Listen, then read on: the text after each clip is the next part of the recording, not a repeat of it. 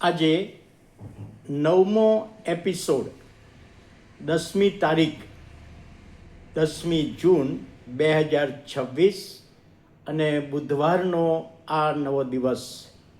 આજે આપણે સ્મૂર્ણાની મંડળી જે પ્રકટીકરણના બીજા અધ્યાયમાં 8 થી 11 કલમમાં એનો ઉલ્લેખ કરવામાં આવ્યો છે. સતાવણી કરનાર, આમ સતાવણી સહન કરનાર મંડળી, સતાવણી સહન કરતી હતી આ મંડળી. અને આ મંડળી સ્મૂર્ણાનો જે અર્થ છે છૂંદાયેલું. હવે જ્યારે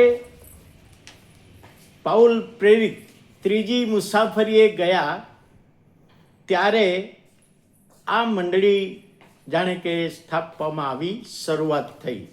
એટલે 68ની સાલમાં, છેલ્લા દિવસો, પાઉલના છેલ્લા દિવસોમાં. હવે ઇતિહાસકારો જે કહે છે એ પ્રમાણે કે સ્મૂર્ણાની મંડળીમાં જે બનાવો બનતા એ 95 થી 312ની સાલ સુધી એવા બનાવો બન્યા ઇતિહાસકારોના મતે.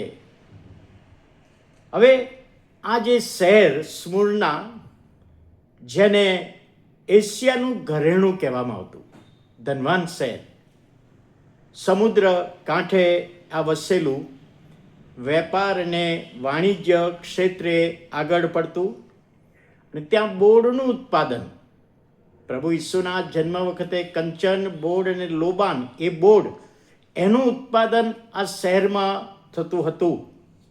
અને રોમન સત્તા નીચે આ હતું. ગ્રીક સંસ્કૃતિમાં કાયસરની પૂજા કરવાનું ત્યાં ફરજિયાત કરવામાં આવેલું, કાયસરની પૂજા કરવા માટે. અને જો કાયસરની પૂજા ના કરે યહૂદીઓ કે ખ્રિસ્તીઓ, તો એમની સતાવણી થાય. ખુલ્લા મેદાનમાં વધસ્તંભે એમને જડવામાં આવે, ભૂખ્યા સિંહોના પિંજરામાં નાખવામાં આવે, ચામડાના જે ચામડું હોય પ્રાણીઓનું એમાં સીવીને એને તાપમાં મૂકી રાખવામાં આવે. જેમ ચામડું સુકાય તેમ એ વ્યક્તિ દબાતો જાય અને મરી જાય. થાંભલે બાળતા.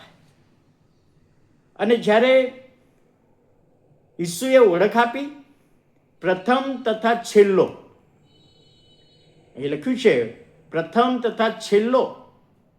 હવે આ સ્મૂર્ણાના જે ધનવાન લોકો, એ લોકો એવું માનતા હતા કે અમે પહેલા અને છેલ્લા છીએ, અમારા સિવાય બીજું કોઈ નથી, અમે જે ધારીએ તે કરી શકીએ. અને એવા વિસ્તારમાં મંડળી હતી. એટલે પ્રભુ ઈસુએ ઓળખ આપી કે તારા શહેરના લોકો માનતા હોય કે પ્રથમ ને છેલ્લા, પણ એ નથી, હું પ્રથમ ને છેલ્લો છું. એવું પ્રભુ ઈસુએ ઓળખાણ આપી. હું શરૂઆત, ઉત્પત્તિ પહેલા હું હતો, અને દુનિયાના અંતના સમયે પણ હું જ હોઈશ. જે આલ્ફા ને ઓમેગા, પહેલો અને છેલ્લો, એ ઓળખાણ પ્રભુ ઈસુ ખ્રિસ્તે આપી. હવે આ મંડળીને માટે પ્રભુ ઈસુ કોઈ આક્ષેપ મૂકતા નથી, પણ આ મંડળીએ જે સહન કર્યું છે, ત્યાં લખવામાં આવ્યું છે જે મૂવો હતો એ જીવતો થયો છે.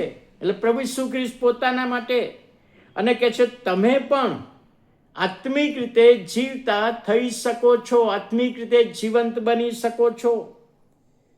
આ મંડળીના લોકોને ગરીબ બનાવી દેવામાં આવેલા. ગરીબ હતા નહીં, એમની પાસે પુષ્કળ મિલકત હતી ને બધું જ હતું, પરંતુ વિશ્વાસના કારણે, ખ્રિસ્તી વિશ્વાસ, પ્રભુ ઈસુ ખ્રિસ્ત પર વિશ્વાસ કર્યો માટે એમને નોકરીમાંથી કાઢી મૂક્યા.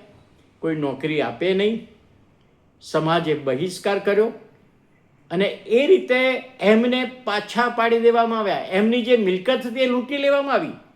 હિબ્રુનો પત્ર 10મો અધ્યાય ને 34મી કલમમાં ઉલ્લેખ છે કે તમારી માલ મિલકત લૂંટી લેવામાં આવીને તમને ગરીબ કરી દેવામાં આવ્યા.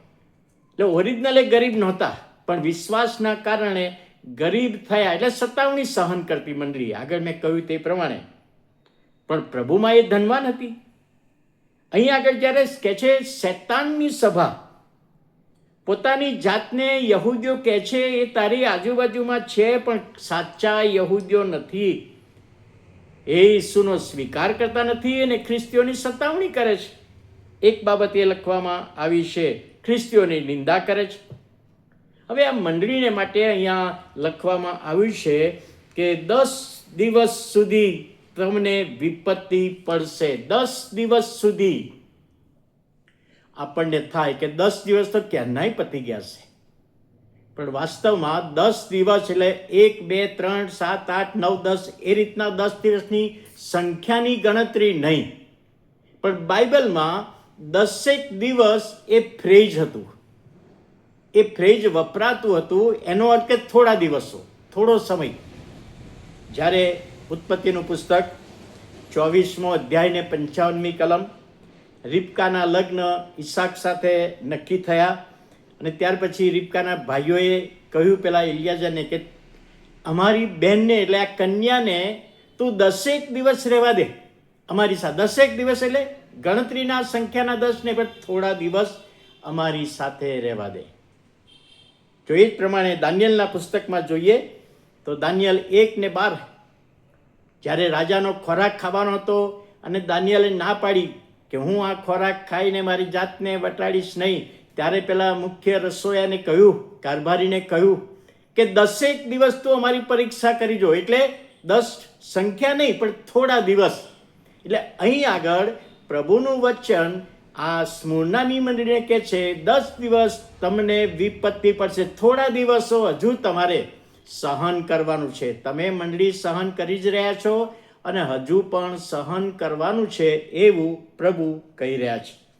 હવે જ્યારે અહીં આગળ પ્રભુનું વચન લખવામાં આવ્યું છે કે 10 દિવસ સુધી, અને ત્યાર પછી એ કહે છે તું મરણ પર્યંત વિશ્વાસુ રહે, હું તને જીવનનો મુગટ આપીશ. વાલા ભાઈઓ અને બહેનો, આપણે જ્યારે પ્રકટીકરણના 4થા અધ્યાયથી જ્યારે આગળ શીખીશું ત્યારે મંડળીને પ્રભુ ઉપર ઉચકી લેશે ગગન ગમન વખતે, અને ત્યાં આપણને જે ઇનામ આપવામાં આવશે એ જુદા જુદા ન્યાયીપણાનો મુગટ છે, મહિમાનો મુગટ છે, આનંદનો મુગટ છે, અવિનાશનો મુગટ છે અને જીવનનો મુગટ. તો જીવનનો મુગટ કોને છે?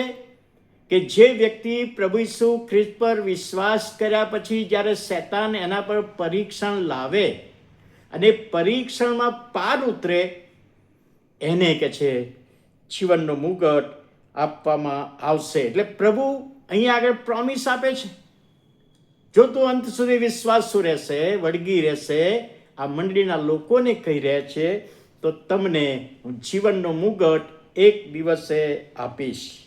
અને ત્યાર પછી અહીંયા લખ્યું છે જેને કાન છે તે સાંભળે. બધી જ મંડળીઓમાં કોઈક ને કોઈક રીતે આ વચન છે. આત્મિક રીતે સાંભળે, સાંભળ્યા પછી આત્મિક રીતે સ્વીકારવાનું, અને ત્રીજી બાબત સ્વીકાર્યા પછી એને અમલમાં મૂકવાનું. ઘણા જણ સ્વીકારે છે ખરા, સહમત થાય છે, પણ અમલમાં મૂકતા નથી. એટલે પ્રભુનું વચન અહીં આગળ કહેવામાં આવ્યું છે.